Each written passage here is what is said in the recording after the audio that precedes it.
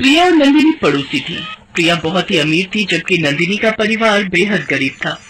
नंदिनी की माँ यशोदा कॉलोनी में कपड़े प्रेस किया करती थी और वही कॉलोनी के बाहर एक छोटे पुराने कमरे में रहती थी। प्रिया अक्सर नंदिनी के पास खेलने के लिए आ जाती थी।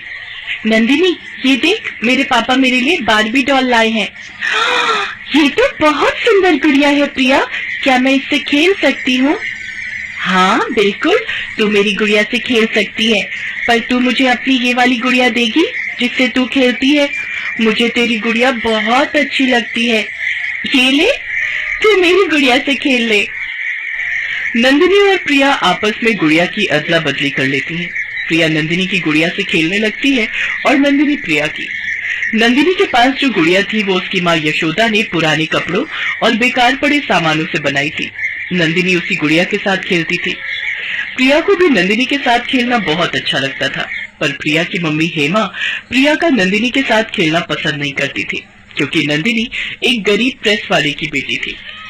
प्रिया, तुम यहाँ क्या कर रही हो? मैंने तुम्हें कितनी बार मना किया है कि यहाँ मत आया करो। चलो ऊपर, घर में चलो। मम्मी, मैं नंदिनी को अपनी डॉल दिखाने आई थी। ये तुम्हारे हाथ में इतनी गंदी गुड़िया किसकी है? हाँ, और तुम्हारी बार्बी डॉल कहाँ है? अरे, नंदिनी के हाथ में क्या कर रही है तुम्हारी डॉल? इस गंदी गुड़िया को फेंको हाथ से। मम्मी, ये गुड़िया नंदिनी की है, आपने नीचे फेंक दी। मुझे पता था, ये बच्चे बड़े चालाक होते हैं। नंदिनी, तेरी माँ कहाँ है? मैं भी तेरी शिकायत करती हूँ। यशोदा, ओ यशोदा। अरे, इसका मतलब ये नहीं है कि तू यहाँ पर कॉलोनी में कपड़े प्रेस करती है तो अपने बच्चों को भी कहीं भी खुला छोड़ देगी। ये देख तो जरा, मेरी प्रिया का सारा दिमाग खराब करके रखा हुआ है इसने। जब देखो प्रिया के पीछे पड़ी रहती है। इसे थोड़ा काबू में करके रखा कर, कहीं ऐसा ना हो मेरा गुस्सा ज्यादा बढ़ जाए तो मुझे कोई और कदम उठाना पड़े। नहीं नहीं हेमा जी, मैं ध्यान रखूंगी। नंदिनी अब प्रिया के पास नहीं आएगी। नंदिनी, यहाँ आकर चुपचाप बैठ और अपनी गुड़िया से खेल, कोई जरूरत नहीं है वहां जाने की। हेमा प्रिया को खींचती हुई ऊपर फ्लैट में ले जाती है। नीचे नंदिनी भी अपनी माँ के पास बैठकर रोने लगती है।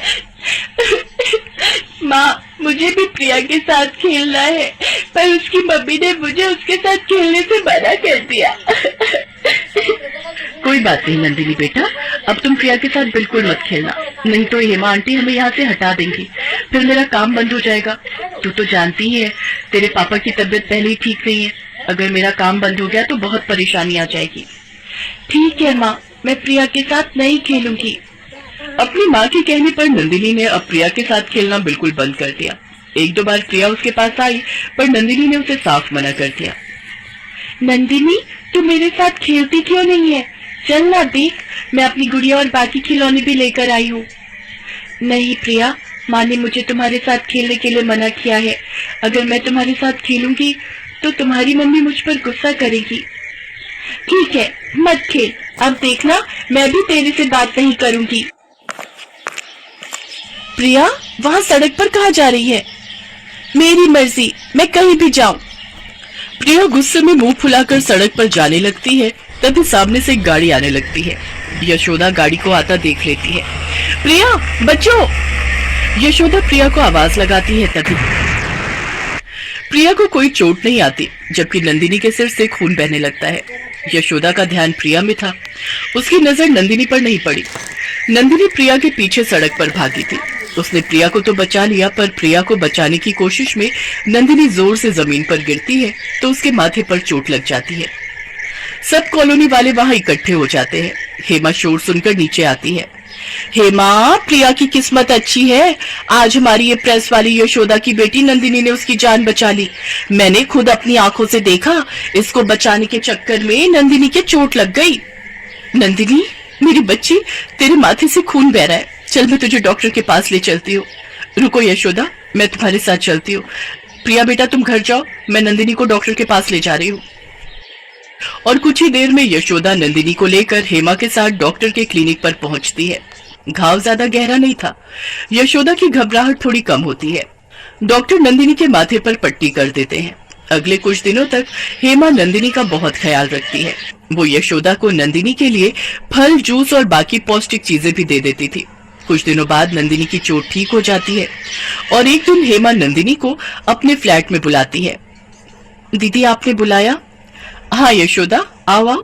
प्रिया, जो गिफ्ट मैंने नंदिनी के लिए मंगवाया है वो लेकर आना। अभी लाई मम्मी। ये लो नंदिनी, मैंने तुम्हारे लिए भी बिल्कुल वैसी बारबी डॉल खरीदी है जैसी प्रिया के पास है। ये लो, ये मेरी तरफ से तुम्हारे लिए तोहफा। अब तुम प्रिया के साथ मिलकर खेला करो, मैं तुम पर कभी गुस्सा नहीं करूंगी। यशोदा, अगर मेरे कारण कभी भी तुम्हारा मन दुखा हो तो उसके लिए आई एम सॉरी, मैंने कुछ ज्यादा ही बोल दिया था। नहीं नहीं दीदी, आप माफी मांगकर ऐसे शर्मिंदा मत करो, मैंने तो आपकी किसी बात का बुरा माना ही नहीं। आपने नंदिनी के चेहरे पर मुस्कुराहट ला दी, मेरे लिए इससे बड़ी बात और क्या होगी। बारबी गुड़िया, थैंक यू आंटी। माँ देखो, मेरी नई गुड़िया, मेरी बारबी डॉल। मम्मी, मैं नंदिनी के साथ नीचे गार्डन एरिया में खेलने के लिए जाऊं? हाँ बेटा जरूर जाओ, पर थोड़ी देर खेलकर टाइम से आ जाना। आपको और नंदिनी को अपना अपना होमवर्क भी तो पूरा करना है ना। चल नंदिनी, हम अपनी अपनी बारबी डॉल से खेलेंगे। प्रिया और नंदिनी एक दूसरे का साथ पाकर बहुत खुश थी। दोनों के पास अपनी अपनी बारबी डॉल थी, पर अब न कोई अमीर था न कोई गरीब था। अब वो बारबी डॉल उन दो मासूम दिलों की डॉल थी जिनके साथ वे दोनों बच्चियां आपस में खूब मिलजुल कर खेल रही थी।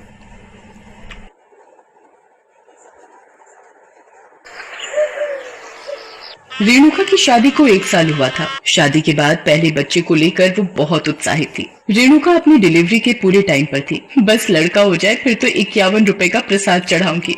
माँ, मैं तो मंदिर में कम से कम 5,000 रुपए का चढ़ावा चढ़ाऊंगा। मुबारक हो सर, आपकी वाइफ ने एक प्यारी सी बेटी को जन्म दिया है। क्या बेटी हुई है? ठीक है सिस्टर, ये खबर देने के लिए शुक्रिया। क्या सर, कोई मिठाई वगैरह नहीं, बस ऐसे ही सूखी बधाई मिलेगी। गिरीश 250 ग्राम बूंदी के लड्डू लेकर मुंह मीठा करवा दे। मैडम, अब बेटी होने की खबर दी है आपने भी, बेटा होने की देती तो बात कुछ और होती। गिरीश, बेटी को गोद में नहीं लोगे क्या? रेणुका, पहला बच्चा बेटा होता तो मुझे और खुशी होती, पर बेटी पैदा करके तुमने तो सारा मूड ही खराब कर दिया। शीला मुंह बनाकर गुड़िया को गोदी में ले लेती है, पर जो प्यार एक दादी के मुंह पर दिखना चाहिए वो नहीं दिखा। रेणुका ने बेटी का नाम दिशा रखा। दिशा के होने के 2 साल बाद रेणुका के बेटा पैदा होता है और वही नर्स दोबारा खबर देने आती है। क्या बेटा हुआ है? हाँ, ये लो सिस्टर 2,000 रुपए और सारे स्टाफ को मिठाई खिला देना, मेरा बेटा हुआ है। हाँ बेटा, आज मैं बहुत खुश हूँ। मुझे तो बस जल्दी से अपने पोते का मुंह देखना है। आज भी इनके जैसे लोग दुनिया में घूम रहे हैं जो बेटा बेटी को एक समान नहीं मानते। शीला और गिरीश बेटी दिशा और बेटे समीर में बहुत फर्क रखते थे। समीर पढ़ने में बहुत कमजोर था, पर दिशा उतनी ही होशियार थी। एक दिन, माँ मुझे स्कूल का प्रोजेक्ट बनाना है, मुझे कुछ पैसे चाहिए थे सामान लाने के लिए। रुक, मैं तेरे पिताजी से मांगती हूँ। सुनो, दिशा को स्कूल के काम के लिए कुछ पैसे चाहिए थे, जरा दे देते तो। रेणुका, तुम्हें पता है ना आजकल कितना मंदा चल रहा है, कहाँ से दूं पैसे? और इसका क्या है, ये तो बस फालतू के पैसे तुमसे ले जाती है और सहेलियों के साथ चाट पकौड़ी खाने में उड़ा देती है। मेरे पास नहीं है पैसे। पिताजी, मुझे एक दोस्त के जन्मदिन की पार्टी के लिए घूमने जाना है, क्या मुझे 200 रुपए मिल सकते हैं? हाँ हाँ बेटा, क्यों नहीं, जितने मर्जी रुपए ले लो, आखिर मेरा सब कुछ तुम्हारा ही तो है। समीर बेटा, ये ले 100 रुपए मेरी तरफ से भी रख ले, हमारा पोता किसी से कम थोड़ी ना है। बेटा बेटी में ये फर्क देखकर दिशा रोती हुई अपने कमरे में चली जाती है। रेणुका दिशा के पास आती है। दिशा, ये ले पैसे और जाकर प्रोजेक्ट का सामान ले आ। दिशा सामान लेने चली जाती है। रेणुका के पास अपने थायराइड की दवाई के 200 रुपए रखे थे, वो वही रुपए दिशा को दे देती है और मन ही मन अपनी बेटी के प्रति भावुक हो जाती है। इसी तरह से दिन बीत रहे थे। एक दिन, समीर तू फेल हो गया, कितनी बार समझाया था पढ़ ले नहीं तो पछताएगा। दादी देखो ना, माँ मुझे मार रही है, बस फेल ही तो हुआ हूँ। खबरदार रेणुका, मेरे पोते को हाथ भी लगाए तो मुझसे बुरा कोई नहीं होगा। आप सब कुछ देख रहे हैं फिर भी कुछ नहीं बोलेंगे। समीर इस तरह से बिगड़ जाएगा अगर हमने उसे अभी भी नहीं रोका तो। रेणुका, समीर मेरा इकलौता बेटा है, अगर वो इस साल फेल भी हो गया तो कोई बात नहीं, अगले साल पास हो जाएगा ना। रेणुका चाहते हुए भी समीर को नहीं समझा पाती। वो चाहती थी कि कम से कम दिशा तो बड़ी होकर अपने पैरों पर खड़ी हो जाए, इसलिए रेणुका किसी न किसी तरह पैसे बचाकर दिशा को पढ़ाती है। धीरे धीरे समय बीता, दिशा और समीर बड़े हो गए थे। एक दिन, समीर ये क्या, तू शराब पी कर आया है? माँ, शराब पीना तो आजकल का फैशन है, वो मेरे दोस्त राहुल का जन्मदिन था इसलिए थोड़ी ज्यादा हो गई। समीर, शराब सेहत के लिए हानिकारक है बेटा, तुम ये बुरी आदत छोड़ दो। ओ पिताजी, अपने ये उपदेश ना अपने तक ही रखो, ठीक है ना? आपकी अब उम्र हो गई है, आपको क्या पता दुनिया कितनी एडवांस हो गई है। समीर लड़खड़ाता हुआ अपने कमरे में चला जाता है। मुझे तो समीर के भविष्य को लेकर चिंता होती है, पता नहीं क्या होगा। रेणुका को जिस बात का डर था वही हुआ। उसी वक्त कुछ लोग गुस्से में घर पर आते हैं। चलो रे चलो, सारा सामान उठाकर बाहर फेंको। क्यों बे समीर, 40 लाख रुपए लेने का तो तुझे बड़ा शौक था, चल अब घर खाली कर। ये सब क्या है? आप लोग कौन हो जो ऐसे हमारे घर में घुस आए हो और सामान फेंक रहे हो? अबे तेरे इस बेटे समीर ने ये घर मुझे बेच दिया है, क्या समझा? इसे इस घर के बदले 40 लाख रुपए दिए हैं मैंने, 40 लाख। उस हिसाब से अब तक ये घर खाली हो जाना चाहिए था। मैंने हमेशा आपको मना किया, इसे इतनी छूट मत दो, इतना मत बिगाड़ो, पर आपने और माँ जी ने मेरी एक न सुनी और आज देखिए घर बेच दिया है इसने। दिशा चुपचाप किसी से फोन पर बात करती है। आप लोग बिना किसी कानूनी नोटिस के हमें इस घर से नहीं निकाल सकते।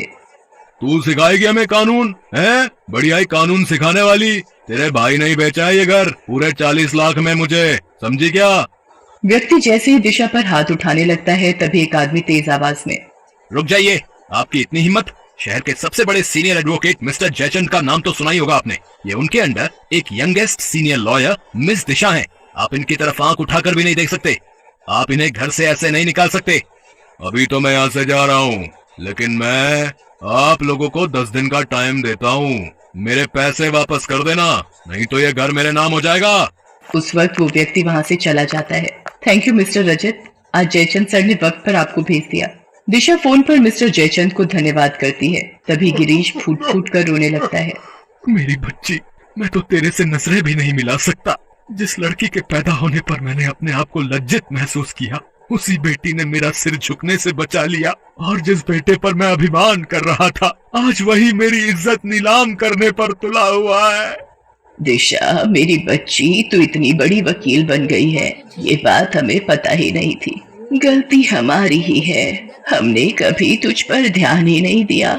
रेणुका, दिशा में तुम्हारे संस्कार हैं। अगर यही संस्कार इस समीर में होते तो ये भी लायक बनता। पिताजी, मुझे माफ कर दो, मेरे से बहुत बड़ी गलती हो गई है। मैंने जुए के लालच में सारे पैसे तबाह कर दिए। समीर रोने लगता है। दिशा उसके पास जाती है। रोना बंद कर मेरे छोटे भाई, गलती हर इंसान से होती है, पर आज तूने अपनी गलती की माफी मांग ली, ये बहुत बड़ी बात है। हम मिलकर पैसों का इंतजाम कर लेंगे, पर इस घर को किसी और के हाथों में नहीं जाने देंगे। गिरीश अपने दोनों बच्चों को गले लगा लेता है। सब मिलकर रुपए का इंतजाम करते हैं और घर बिकने